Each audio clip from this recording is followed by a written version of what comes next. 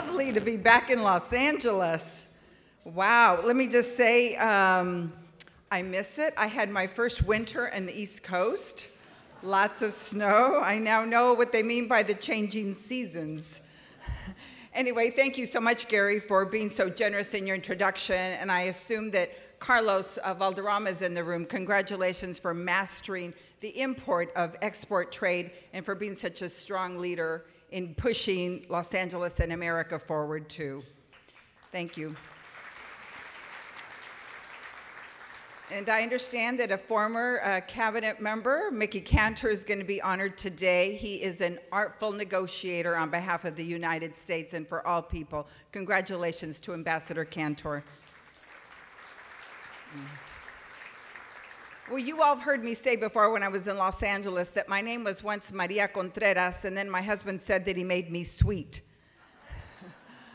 But anyway, my husband isn't traveling today from Virginia, but I understand this is the only glimpse I may get of my son. So say hello to Rafael Contreras, sweet. Are you in the room, Rafael? Or maybe he did. Oh, he's back there? Okay, somewhere I heard he's here. I don't know. Maybe I won't get to see him after all. Anyway, let me just say that I was so pleased that, that this worked out coincidentally. I announced yesterday early morning that this week was National Small Business Week. And so I started out in Miami to celebrate our Office of Small Business Innovation and Research, where we promote innovation. SBA has the largest angel fund in the world, and we have seeded some phenomenal contributions to advancing our humanity and our dignity. For example, there yesterday I announced a gentleman who came into our office and received an SBIR grant, and I see that some of you are eating, and for those of you who know anybody that's been afflicted by Parkinson's, you know that you develop a tremble, and sometimes you can't keep the peas in the spoon. And so this gentleman saw that that was taking place, and more of us are advancing in age, and so he came up with an undulating suspension that he put inside the spoon so that now when you pick up the spoon, it suspends the tremble and you're allowed to eat with the family, eat in public with a little more dignity. Let me just say that Google, yes. I went to visit him a couple of weeks ago in Silicon Valley where Google had just bought him out. And you know what he said with his proceeds? That he was going to start to support other immigrant entrepreneurs. Just marvelous what's taking place with this program. Another gentleman came in and said to me that he saw that styrofoam lasted forever and he wanted to address that issue so that he created something out of mushrooms. He took mushrooms and created the first mushroom-based styrofoam that now after you use it, you can put it out on your lawn and it's photodegradable and biodegradable. Marvelous what's taking place. Again, we're so proud of our SBIR program. Here today in Los Angeles, I'm announcing trade and the importance of trade. We all know that, in fact, when you have trade jobs created in a community, that wages go up by 20% at least. We know that the world is engaged without us into 200 trade agreements over the last few years, and largely they've been benefiting China. And so we need to get in the game. And so I'm here to boast the importance of our Office of International Trade. And I'm traveling here with Eileen Sanchez, who we took from Los Angeles, a banker here, who's now running that program for us. And I want to tell you that she has been doing great work with me. We decided that we would do something that had never been done before at the SBA. And so we called the first ever Global Ministerial in Milan, where the Kauffman Foundation was convening 150 nations.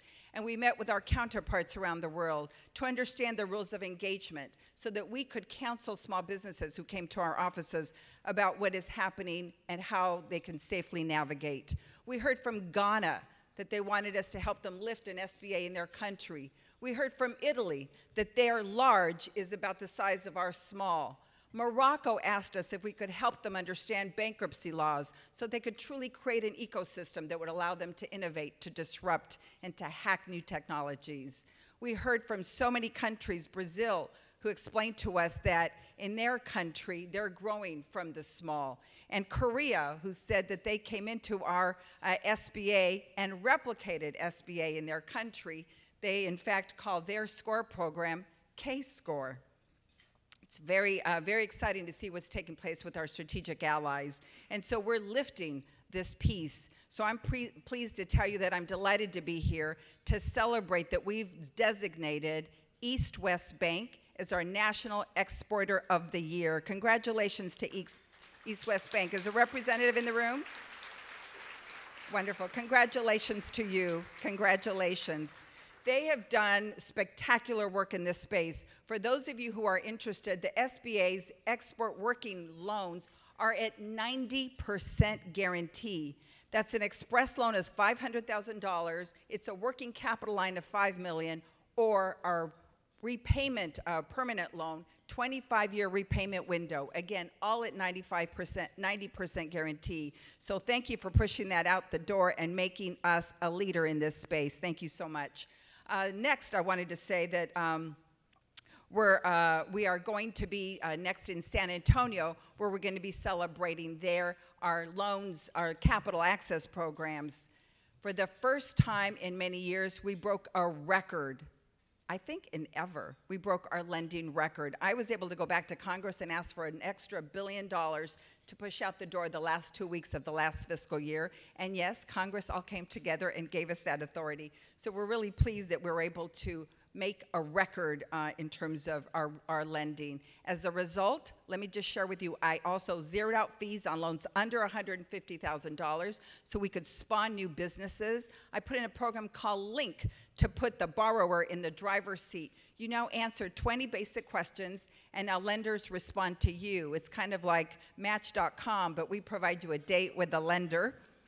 And as a result, the borrower is in the driver's seat, and again, that too has helped us push more loans out the door. And third, I knew that many of you said that you wanted to find more venues because some of the bigger banks are still sitting by the sidelines and are not in the game of our 7A product.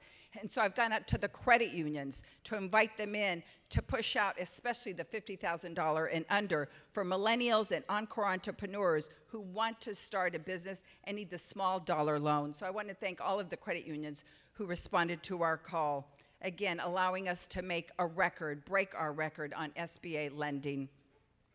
Fourth, we're going to be in New York, where we're going to be talking about our counseling programs and how we take small businesses to scale, how many businesses we've put on the NASDAQ and the New York Stock Exchange. You know, when I met Kevin Plank of Under Armour, he said it was the first loan that he ever got. No one would make him a loan until he went to SBA, and he got his first $250,000. And from that spawned Under Armour. We heard about the stories of FedEx and how we started them in their nascent stage, and AOL and Apple, and so many who have come to us to, I ran into the Ciobani family in Morocco, and they said it was SBA, the Ben & Jerry's group.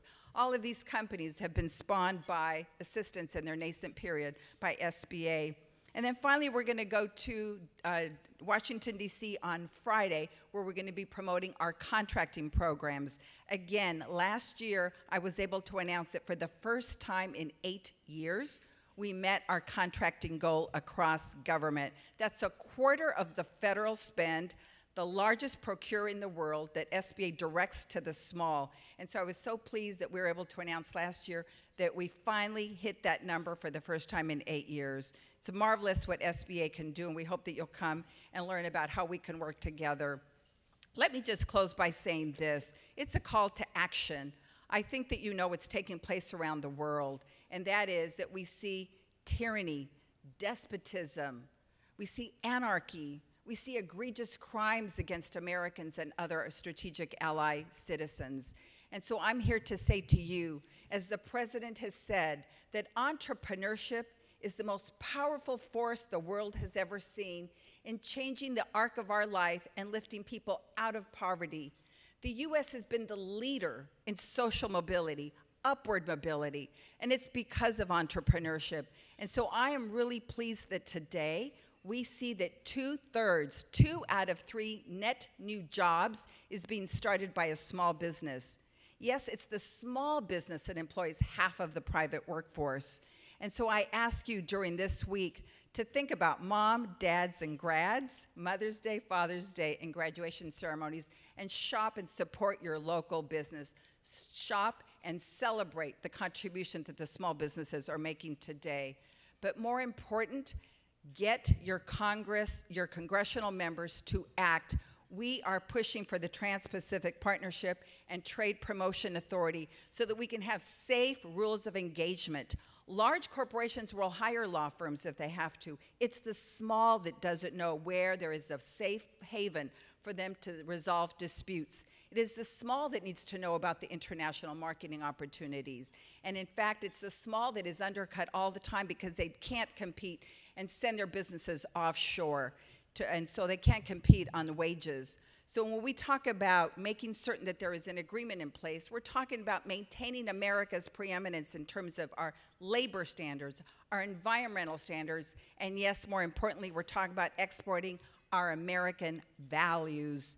And so I ask you to replicate stories that we see all over the world, but more frequently here in the US, like mine, where you know I was born in Guadalajara, Jalisco. I came here at the age of 5, not speaking a word of English, and certainly not the language of business. But my grandmother always said, it's not the titles you have, it's what you do with the titles you have. And so she said when I became a milk monitor in 3rd grade, make sure you're bringing others along. And so I'm so pleased that when I became your Secretary of Transportation, I could debundle the work to make sure that more Americans got that work. And I was delighted of the job creation. Today, our lending is up, as I said. Our contracting has hit its bogey, and our exports at an all-time high. I'm really pleased of the record of the SBA, but we need you in the game to replicate my story, where my grandmother said that if I worked hard, I might be able to, although we've been a history of migrant workers, actually work in an office and be a secretary. So the good Lord allowed me to hold office and to be a cabinet secretary. Thank you. Thank you. So I leave you with one of my favorite quotes for those of you who may have had the good fortune of seeing Selma, where Martin Luther King states, "What good is it to be able to sit at an integrated counter if you can't afford to buy the hamburger?" He understood that as we moved and advanced civil rights, we had to advance our market rights, our economic empowerment. And so I say, if Martin Luther King were in the room today, no, we're not going to go back to buy that hamburger. With the SBA and working together in this room, we're going to go back to buy the restaurant, build ownership. God bless you, and God bless the United States of America. Thank you so much. Thank you so much. Nice to see you all again.